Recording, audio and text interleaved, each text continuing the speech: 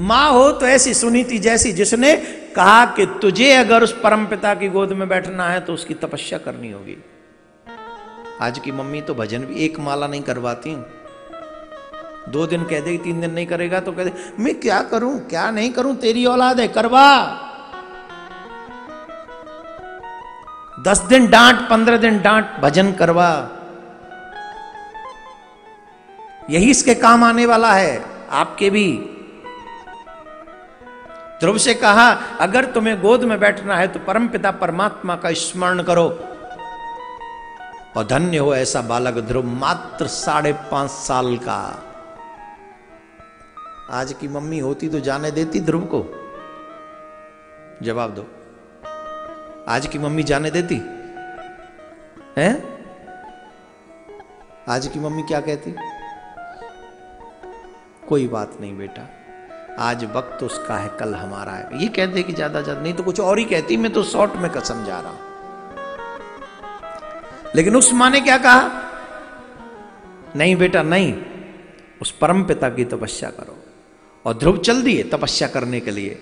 और सुनिए एक और बात कितनी गजब की। बोले कहां जा रहे? बोले तपस्या करने। बोले एक काम करो पहले। क्या? बोले छोटी मां को प्रणाम करके आओ। मां, उन्होंने मेरा अपमान किया है, मेरी इंसल्ट की है। बोले ध्यान से सुन, जिसमें मेरा और तेरा होता है भगवान उससे नहीं मिलता। जब तक तू अपनी मैं नहीं मारेगा तुझे भगवान नहीं मिलेंगे। तेरी मां ने तेरा बुरा नहीं किया, तेरी मां ने तेरा भला किया है। इंग्लिश में एक शब्द है बी पॉजिटिव।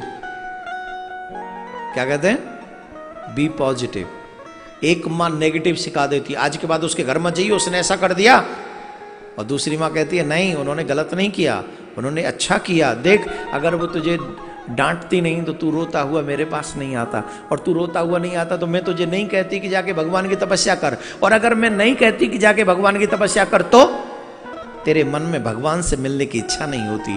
भगवान से मिलने की इच्छा अगर तेरे मन में आई है तो इसका बीज तेरी छोटी मां ने भेजा, तेरी छोटी मां ने बोया इसका बीज, मैंने नहीं।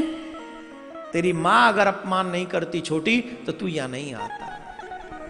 बात समझ में आ गई ध्रुव के, और 5.5 साल का ध्रुव अपनी मां की बात मानकर छोटी मां को साष्टांग प्रणाम करता है। देखिए, जो तुम्हारा अपमान करे अगर तुम उनका भी सम्मान करने की क्षमता रखते हो तो समझ लो कि तुम भगवान से मिलने की क्षमता रखते हो। जो तुम्हारा अपमान करे उसका भी सम्मान करने की क्षमता रखो। फिर देखो